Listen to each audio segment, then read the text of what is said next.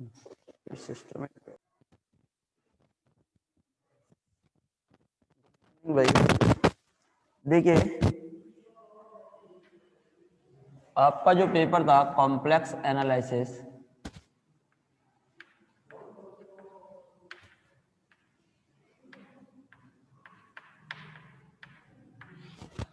इसमें applications of कॉशीस theorem आपका chapter number 8 था भाई। एप्लीकेशंस ऑफ कॉशीस थ्योरम, इसमें थ्योरम नंबर फर्स्ट हम आपको कल सॉल्व करा चुके थे। तो थ्योरम नंबर फर्स्ट आप कल सॉल्व कर चुके थे भाई। इसके बाद आप नेक्स्ट थ्योरम सॉल्व करोगे। तो नेक्स्ट थ्योरम यानी कि चैप्टर नंबर 8 और थ्योरम नंबर नेक्स्ट। तो एक थ्योरम तो आप कल कर चुके थे भाई। इसके बाद next theorem,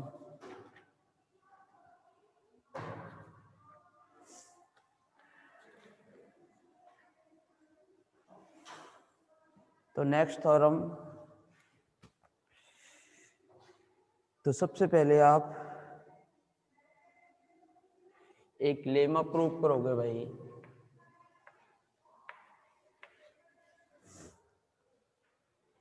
eight point 1.2, if fz is analytic, if fz is analytic, if fz is analytic in domain G, in domain G, and G contains the circle, and G contains the circle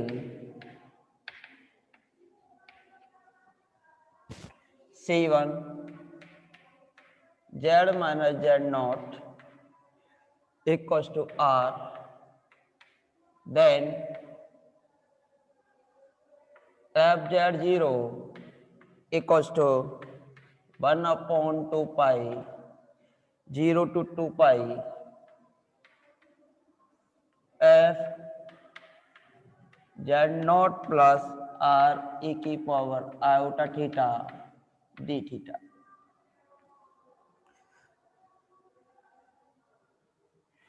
Proof: if fz is analytic, statement are given that if fz is analytic, fz जो है आपका क्या दिया हुआ है भाई, if fz is analytic in domain G, domain G में आपका जो fz है वो क्या है भाई, एनालिटिक है, and G contains the circle C1 z minus z not equals to R, then you prove that fz not equals to 1 upon 2 pi 0 to 2 pi। तो देखिए, fz is analytic in A domain G and G contains the circle C1। ये domain G है और इसमें contain कर रहा है एक सर्किल C1 को, जिसका सेंटर पॉइंट Z0 है और रेडियस आपकी R है। Centre point is Z0 and radius is R। ठीक है भाई। अब देखिए, यहां से आपको प्रूव करना है कि भाई C1 z minus z nought equal to R।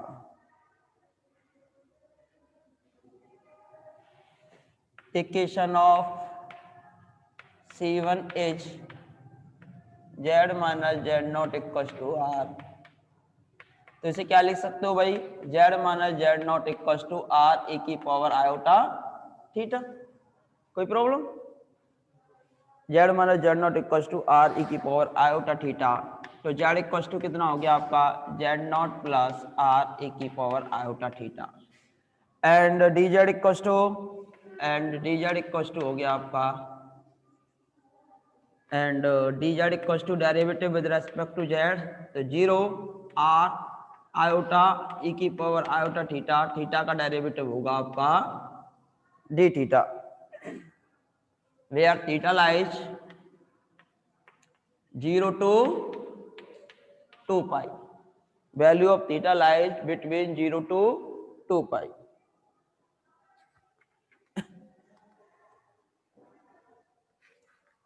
theta lies between 0 to 2 pi. Therefore y cosy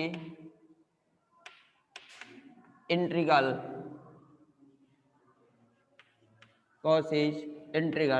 formula f z naught equals to 1 upon 2 pi iota over the contour C.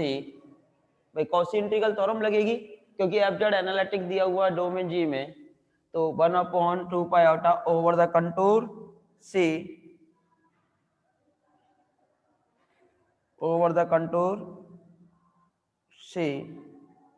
By Cauchy integral formula over the contour C क्या है यहाँ C1 है, F Z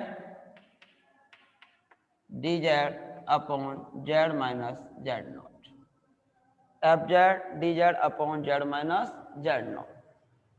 values replace कीजिए भाई, 1 upon 2 pi iota over the circle C1 की जो limit आएंगी वो कितनी आएंगी आपकी 0 to 2 pi. F Z value of Z कितनी निकल के आई है आपकी Z not plus R E की power iota theta.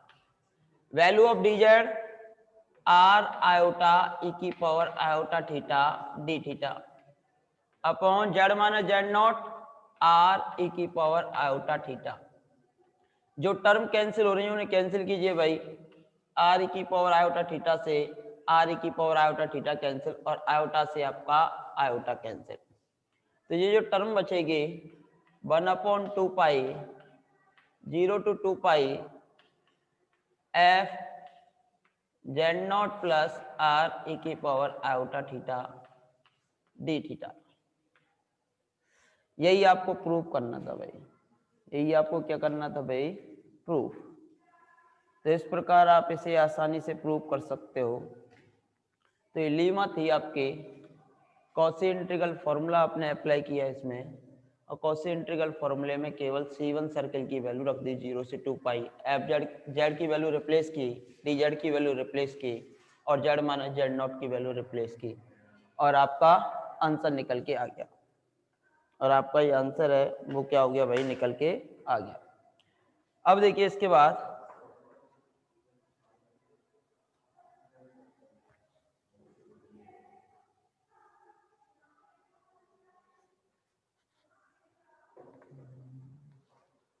Next theorem अभी लिख लिया। Next theorem number 8.2.1। Next theorem number 8.2.1।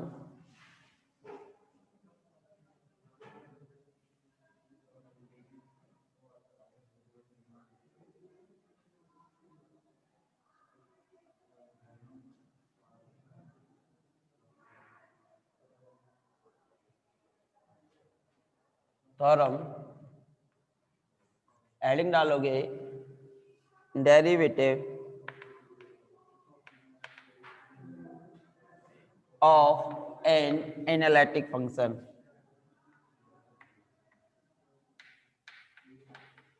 Derivative of an analytic function. Theorem है आपके 8.2.1। if a function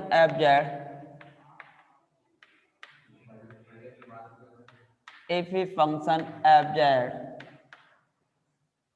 is analytic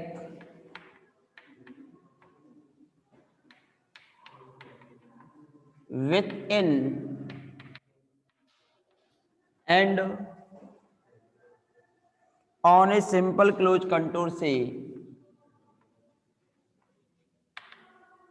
simple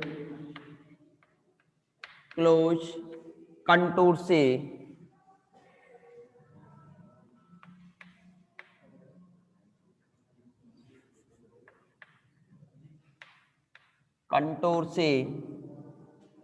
then its derivative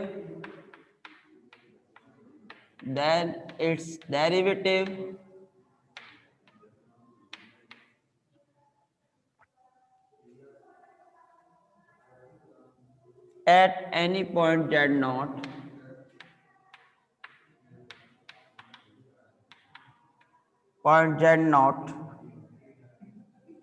inside C is given by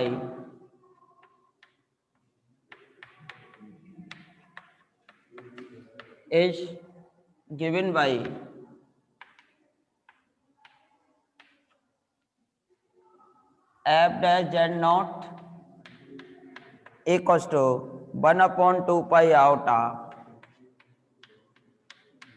over the contour C f z dz upon z minus z naught का whole square. ये आपको prove करना है भाई।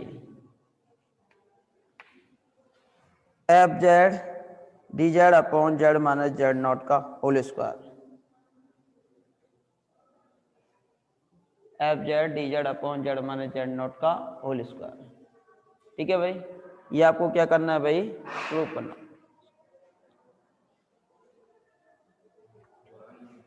हिंदी है ये, इंग्लिश वाली नहीं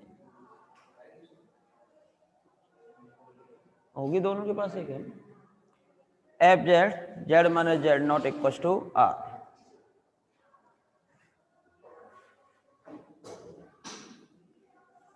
ये राजस्थान यूनिवर्सिटी 2014 और 17 में आई हुई थ्योरम है भाई। इंपॉर्टेंट थ्योरम है ये भी आपके। अब आपको क्या प्रूव करना है भाई, इससे बिफोर जो थ्योरम आपने स्टडी की थी उसमें आपने देखा था कि एफ जेड तो आपका एनालिटिक था over the contour C, but f Z upon Z minus Z nought is not analytic at a point z nought.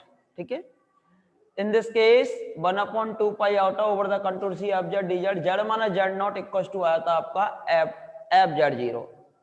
अब इसका डेरिवेटिव कर दिया, ये कितना हो गया एफ डैश जेड जीरो, और नीचे क्या हो गया आपका स्क्वायर। 1 अपॉन जेड का डेरिवेटिव कितना होता है, माइनस के 1 अपॉन जेड स्क्वायर। अब इसको आपको प्रूव करना है भाई, और डेरिवेटिव की आप डेफिनेशन शायद जानते हो। किसी पॉइंट पे अगर आपको डेरिवेटिव निकालना है, जैसे जेड नॉट पे निकालना होता तो क्या करते, F Z not plus H minus F Z not upon H, यही तो होता है। इससे बिफोर थ्योरम आप प्रूव कर चुके हो।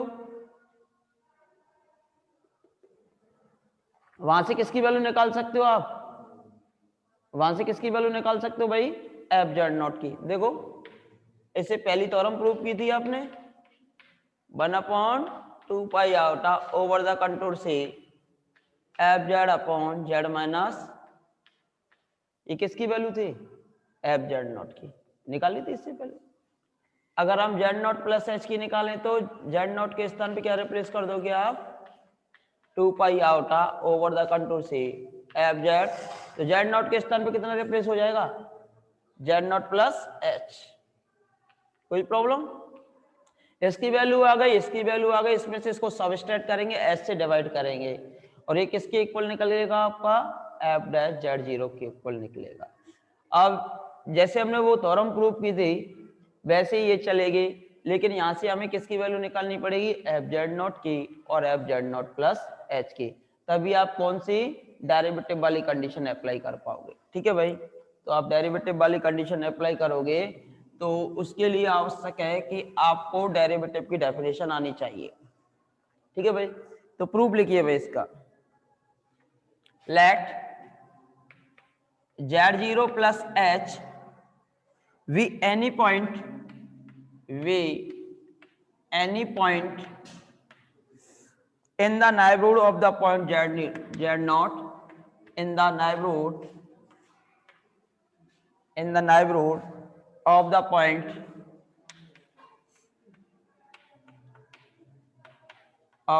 z naught, so that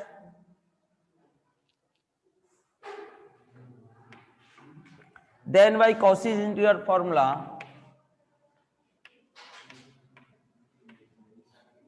Cauchy's integral formulas we have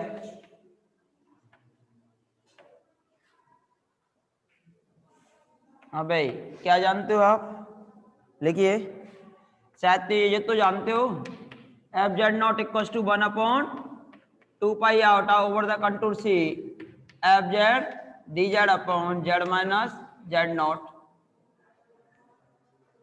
and z0 plus h equal to 1/2 iota over the contour C f Z D Z upon Z minus z0 plus h. ये तो जानते हो भाई इस condition को, तो आप last जो थ्योरम आपने स्टडी की थी उसमें आपने देखा था f Z nought equal to आया था 1/2 iota over the contour C f Z D Z upon Z minus Z nought.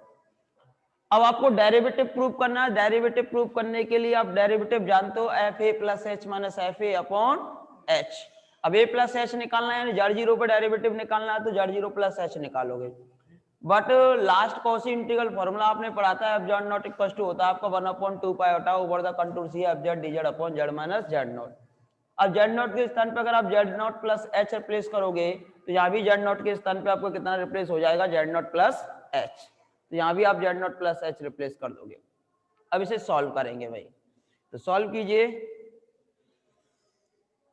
अब किसकी वैल्यू चाहिए, डेरिवेटिव की, और डेरिवेटिव की वैल्यू कब निकल के आएगी, लिमिट एस टेंड्स टू 0 पे।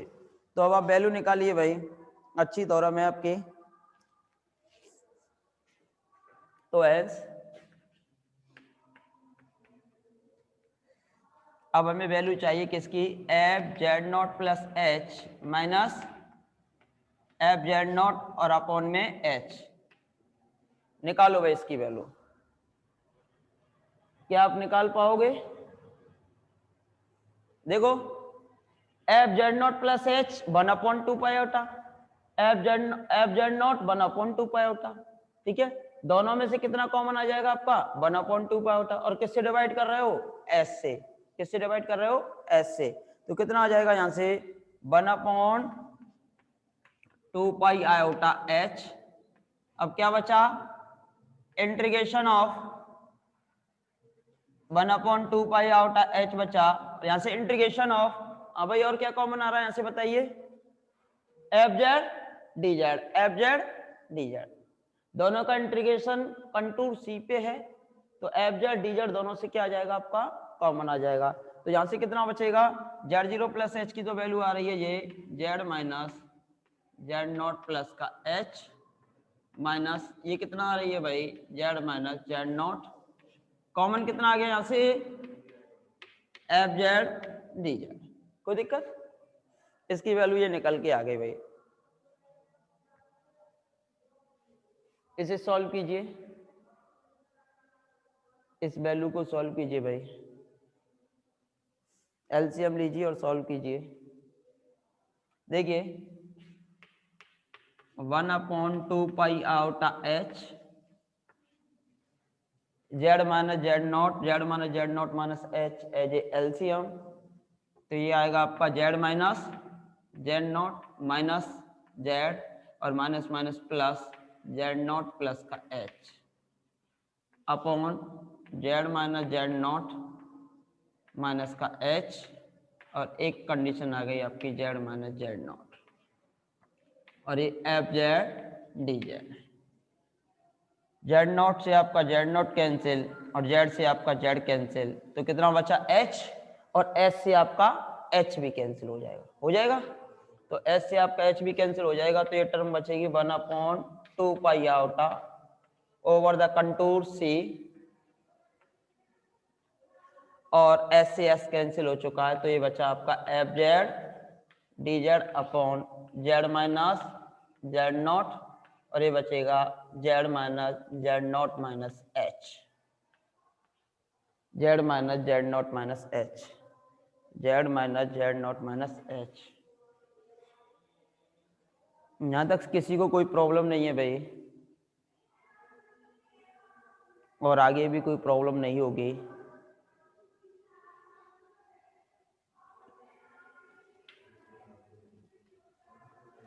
हाँ भाई लिख लिया, मिटा दूं ऊपर से, कोई दिक्कत? अब देखिए अकॉर्डिंग टू प्रूफ चलेंगे भाई इसमें, अकॉर्डिंग टू प्रूफ। अब देखिए यहां से आपको नीचे क्या बनाना है वो देखिए, जेड माइनस जेड नॉट का होल स्क्वायर, क्या बनाना, होल स्क्वायर, और नीचे क्या दे रखा, जेड माइनस जेड नॉट। तो हम क्या करें, न्यूमेटर और डिनोमिनेटर में जेड माइनस जेड नॉट से मल्टीप्लाई कर देंगे, ठीक है भाई। ऊपर नीचे क्या करोगे, जेड माइनस जेड नॉट से मल्टीप्लाई, तभी तो नीचे क्या बनेगा, जेड माइनस जेड नॉट का होल स्क्वायर, क्योंकि हमें डेरिवेटिव बनाना है। तो एक कॉस्ट हो, ये इसकी वैल्यू चल रही है, तो एक कॉस्ट आएगा 1/2 पाई आयोटा ओवर द कंटूर से जेड माइनस जेड नॉट से मल्टीप्लाई ऊपर कर दिया एफ जेड डी जेड, और नीचे भी आपने ये Z minus Z naught minus S था, और जेड माइनस जेड नॉट से नीचे मल्टीप्लाई कर दिया, तो नीचे हो गया आपका स्क्वायर, ठीक है भाई। नीचे आपका क्या हो गया भाई, स्क्वायर हो गया। अब देखो यहां से दिया हुआ Z minus Z naught minus H, ये कैंसिल करना है क्योंकि हमें केवल एक ही टर्म चाहिए, नीचे जेड माइनस जेड नॉट का होल स्क्वायर, ठीक है। तो माइनस का एच दिया हुआ, तो इसमें क्या करेंगे, माइनस एच ऐड कर देंगे और माइनस एच ही सबस्ट्रैक्ट कर देंगे, ठीक है। तो यहां से क्या कर रहे हो आप, एच ऐड कीजिए और सबस्ट्रैक्ट कीजिए ओवर द कंटूर से, तो Z minus Z naught minus का एच और प्लस का एच, और ये क्या हो गया, F Z D Z upon Z minus Z naught minus H और जेड माइनस जेड नॉट का होल स्क्वायर। स्क्वायर बनाना था, सबसे पहले स्क्वायर बनाया, अब दो टर्म अलग अलग करनी है, अलग अलग टर्म करने के उद्देश्य से इसको कैंसिल करना है, तो इसमें माइनस एच से multiply, sorry minus H add किया और प्लस का एच माइनस एच ही सबस्ट्रैक्ट किया, या फिर एच ऐड किया और एच ही सबस्ट्रैक्ट किया, ठीक है भाई। अब इस कैलकुलेशन को सॉल्व कीजिए, क्या आप इस कैलकुलेशन को सॉल्व कर पाओगे? क्या कभी आपने डिवाइड सीखा है भाई? सीखा है तो उसका उपयोग कीजिए, और नहीं सीखा है तो सीख लीजिए भाई। देखिए इस टर्म का पहले तो इस टर्म में डिवाइड कर दीजिए, ठीक है। इसमें डिवाइड करेंगे तो एक बार जाएगा, ये कैंसिल हो जाएगा, तो कितना बचेगा, जेड माइनस जेड जीरो का स्क्वायर, ठीक है। तो ये बचा आपका जेड माइनस जेड नॉट का होल स्क्वायर, ठीक है, प्लस प्लस है, फिर यहाँ कितना बचा हुआ है, एच, और एच में किसका डिवाइड जाएगा, Z minus Z naught minus H और जेड माइनस जेड नॉट का होल स्क्वायर, और कितना बचा हुआ है यहाँ से, एफ जेड डी जेड। बताओ कोई प्रॉब्लम?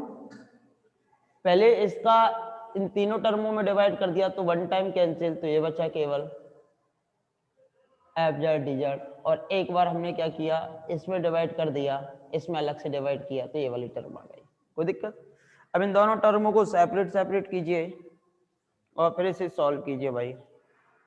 तो ये हो गया हमारे पास 1/2 pi iota over the contour से F Z D Z upon Z minus Z naught का होल स्क्वायर, और ये हो गया H upon 2 pi iota over the contour से F Z D Z upon Z minus Z naught minus H और ये Z minus Z naught का whole square. अब देखो सीधा सीधा आपको दिखाई दे रहा है लिमिट एस टेंड्स टू 0, तो ये डेरिवेटिव बचना चाहिए, इसकी वैल्यू क्या होगी, 0। इसकी वैल्यू हमें 0 प्रूव करके बतानी है, तो केवल ये वैल्यू बच जाएगी, और वो किसकी वैल्यू है, लिमिट लगाओगे तो ये डेरिवेटिव की वैल्यू आ जाएगी, तो इसकी वैल्यू हमें 0 प्रूव करनी है। अब सी से C1 सर्कल पे वर्क करेंगे, कौन सी थ्योरम से, मल्टी वैल्यू थ्योरम थी ना, मल्टी इंटीग्रल थ्योरम थी, कॉसी मल्टी इंटीग्रल थ्योरम, कल भी यूज किया था। उस थ्योरम का उपयोग करके सी को किस में यूज करेंगे, C1 में, C1 सर्किल में यूज करके इसकी वैल्यू हम किसके इक्वल प्रूव करेंगे, 0 के इक्वल प्रूव करेंगे। तो इसको दे दीजिए equation number first, equation number first.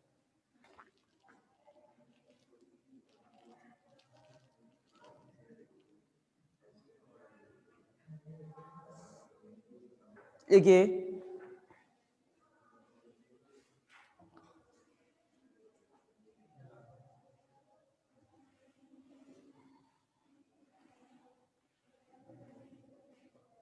देखिए भाई the result follows on taking the limit as s tends to 0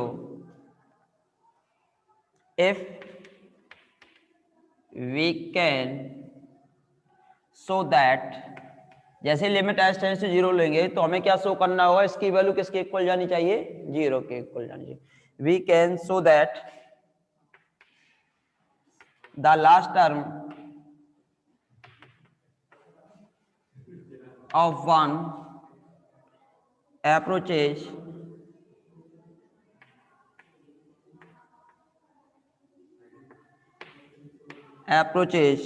to 0. ये लास्ट टर्म है वो किसकी ओर अप्रोच होनी चाहिए भाई, 0 के लिए. For this describe a circle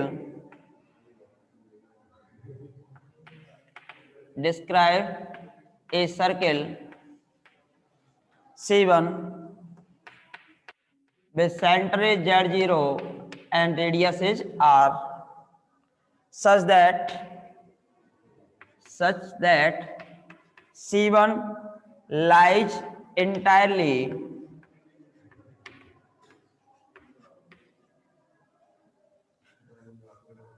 within C.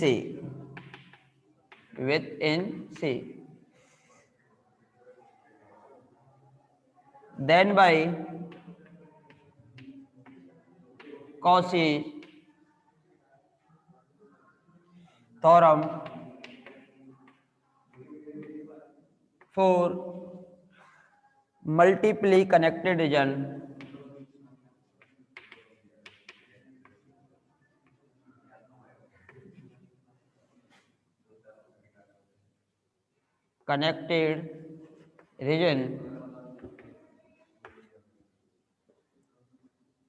we have multiply connected region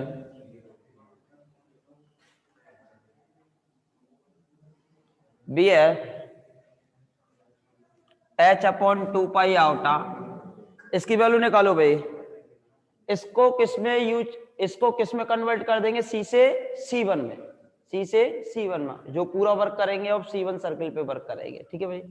तो we have h/2 pi iota over the contour C fz dz अपॉन z minus z0 minus h और z माइनस z0 का whole square equal to ये हो जाएगा आपका h/2 pi iota over the contour C1 fz dz अपॉन z minus z0 minus का h और ये z माइनस z0 का होल स्क्वायर. अब C1 सर्किल पे वर्क कराएंगे और इसकी वैल्यू हम किसके इक्वल प्रूव करेंगे भाई, 0 के इक्वल प्रूव करेंगे. जैसे इसकी वैल्यू 0 हो जाएगी तो आपका काम क्या हो जाएगा भाई, आसान हो जाएगा. इसकी वैल्यू को यहाँ रख देंगे लिमिट s टेंड्स टू 0 पर और ये डेरिवेटिव हो जाएगा और इसकी वैल्यू इसकी इक्वल प्रूफ हो जाएगी. अगर 3 बार डेरिवेटिव करना होता तो यहाँ पे कितना बनाना होता आपको, होल क्यों. तो अगर नीचे स्क्वायर बनना है तो ऊपर एक बार और z माइनस z0 से मल्टीप्लाई, नीचे भी एक बार z माइनस z0 से मल्टीप्लाई कर देंगे. फिर से 2 टर्म बनेंगे, फिर से उसे सॉल्व करेंगे. तो देखिए भाई इसके बाद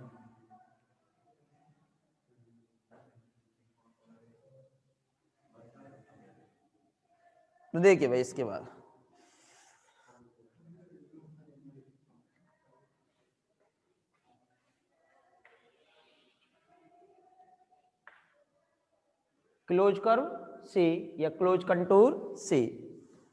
C1 is a circle in close curve C. Z0 is a centre, R is the radius. ठीक है भाई, R इज द रेडियस. अब Z0 plus H is any point close C. We take each point such that कि Z0 plus H lies entirely C1. ठीक है, तो Z0 plus H हमने ऐसा पॉइंट ले लिया कि पूरी तरीके से कहां पे लाइज कर रहा है भाई, C1 में लाइज कर रहा है, दिखाई दे रहा है नहीं दे रहा है, Z0 प्लस H। कोई प्रॉब्लम? अब Z0 प्लस H और Z0 का जो डिफरेंस है वो किससे लेस है? R से। Z0 प्लस H और Z का जो डिफरेंस है वो किससे लेस है भाई? आपका R से लेस है। और ये जो पॉइंट था बाउंड्री पे पॉइंट कौन सा था आपका? Z। भाई यही तो था, Z minus Z0 is less than R। Boundary पे जो पॉइंट था आपका, बाउंड्री पे जो पॉइंट था वो कौन सा पॉइंट था आपका? Z पॉइंट था। कौन सा पॉइंट था भाई? Z पॉइंट था। तो देखिए भाई, टेक्निकल एरर के कारण आपकी क्लास अभी यहीं बंद की जा रही है, तो आप क्लास रिजॉइन करेंगे, रिजॉइन कीजिए भाई।